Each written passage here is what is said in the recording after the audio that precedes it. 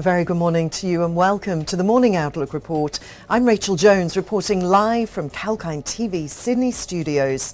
Now, the Australian share market is expected to open higher this morning. Not by much though. According to the latest SPI futures, the ASX 200 is poised to open 0.1% higher. At the closing bell yesterday, the S&P ASX 200 was 0.1% lower, or 9 points lower at 7,111. The best performing sector yesterday was energy. It was up 1.6%. The worst performing sector was real estate investment trust, down 1.4%.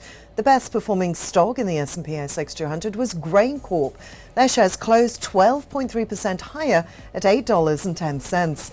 It was followed by shares in the Flight Centre Travel Group and Corporate Travel Management.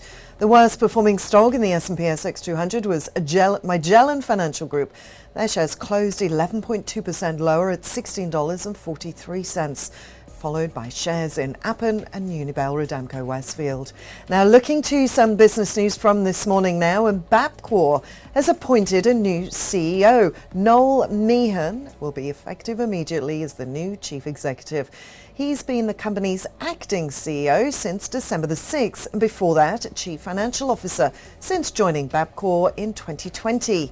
Before joining the company, he was CFO at the Toll Group and Treasury Wine Estates. He's also held executive roles at Orica and Qantas. And Santos has announced booking of CO2 storage capacity of 100 million tonnes of CO2 storage resource at the Cooper Basin in South Australia. This represents a subset of total prospective storage resource at the Cooper Basin and follows the final investment decision on the 1.7 million tonne per year Moomba carbon capture and storage project in November 2021. Now, Santos believes this is the first booking in the world in accordance with the CO2 storage resource management system sponsored by the Society of Petroleum Engineers. Moving on, and Suncorp reports their net profit after tax was down 20.8% to $388 million, with cash earnings of $361 million decreased by 29.1%, and that's as the group responded to 19 separate weather events and more than 50,000 natural hazard claims during the half. This resulted in natural hazard claims costs of $695 million to $205 million more than expected for the first half of the financial year. Profit in the bank increased to $200 million and accounted for 55% of group cash earnings for the half, demonstrating the benefit of having diversified sources of profit. Suncorp declared a fully franked interim dividend of 23 cents, and that was down from the 26 cents distribution it paid a year ago. And Macquarie improved overall market conditions on the December 2021 quarter, resulting in a record quarter for the group. The company reported a group capital surplus of $11.5 billion, while the bank's CET ratio was 12.2%. Annuity-style businesses, Macquarie Asset Management and Banking and Finance Services combined third quarter 2022 net profit contribution was down on the December 2020 quarter, mainly due to the timing of performance fees and investment-related income. Net profit contribution for the 9 months to the 31st of December was up on the 9 months to the 31st of December 2020, and that was mainly due to continued volume growth in the banking and financial services area. Well, now it's time for a very short break, but stay tuned for more news set to affect your trading day.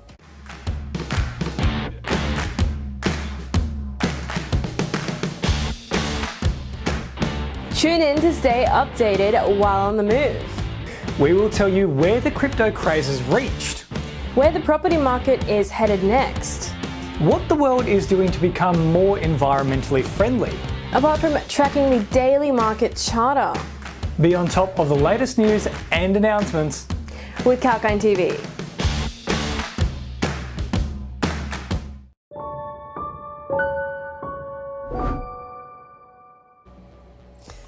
Welcome back to the Morning Outlook Report. Now, we do have a number of ASX listed companies announcing their earnings today. As mentioned, the Macquarie Group and Suncorp, but we also have Computershare and GUD Holdings. On Wall Street, the Dow Jones was up 0.004%, the S&P 500 fell 0.37%, and the Nasdaq edged 0.58% lower. European stocks rose following 5 straight weeks of declines as European bond yields rose on speculation of monetary tightening.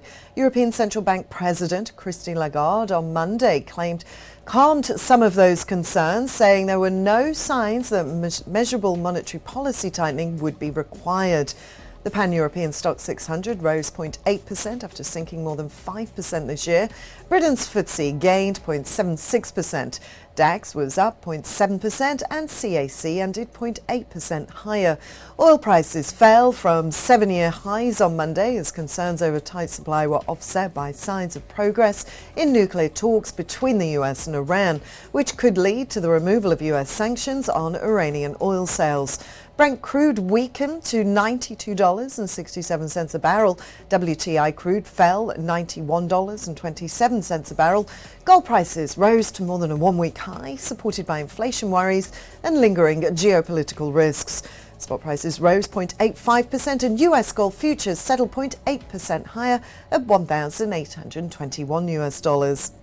Well, that's all for the Morning Outlook report here on Kalkine TV. Have a great day trading. Stay tuned for more market updates and economic news live throughout the day. This is Rachel signing off for now.